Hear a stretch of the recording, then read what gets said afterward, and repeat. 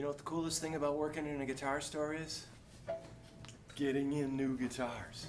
Every day.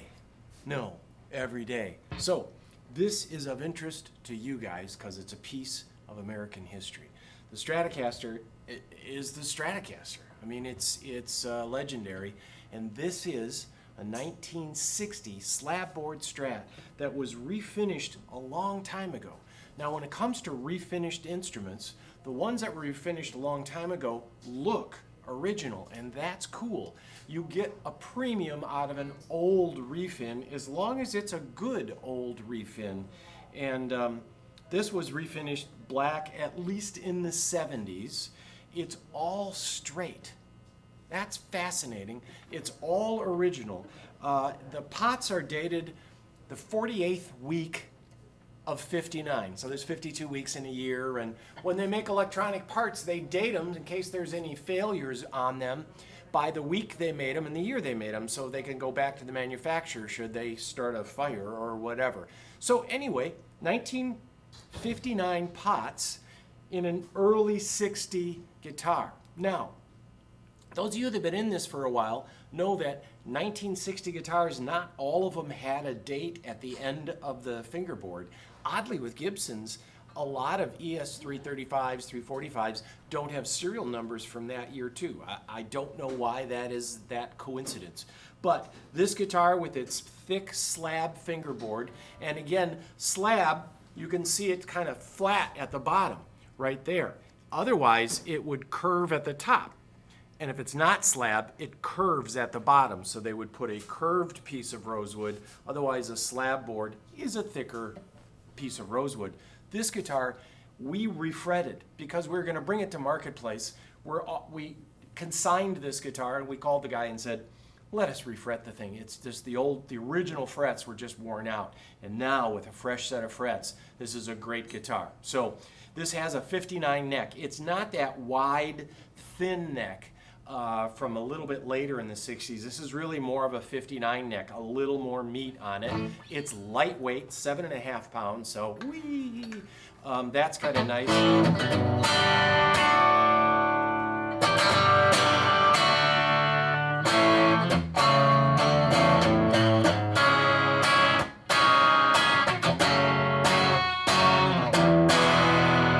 That nice, crisp, defined Strat sound, okay, middle pickup,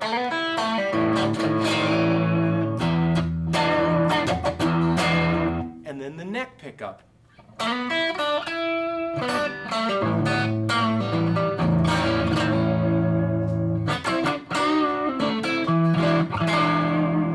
This has the original three-way bridge, so there was a lot of people that own these that never knew that you could get two pickups at once.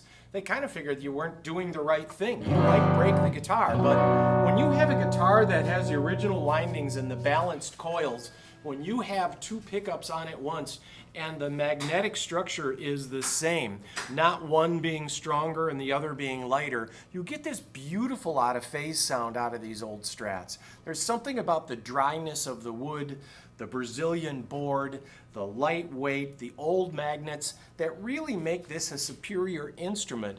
Then, on top of it, we look at the availability, the supply and demand, and the collectability, and this tends to rise in value.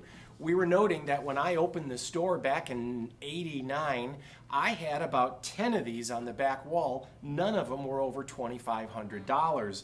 This refinished guitar is $12,500, which is about half of what an original finish sunburst Strat would be.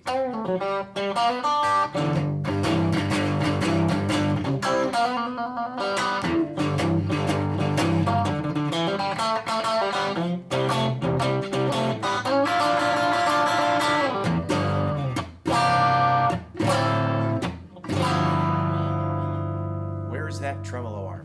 This has the brown case, all the pots are original, three-way original, jacks original, everything is straight. All of it. I won't detail it. The only minor detail, the camera will come in on the logo, and that logo either fell off or by some slim chance this guitar ended up in Chernobyl. And then it was just eradicated through nuclear fission. How's that? Brown case is included. Great guitar.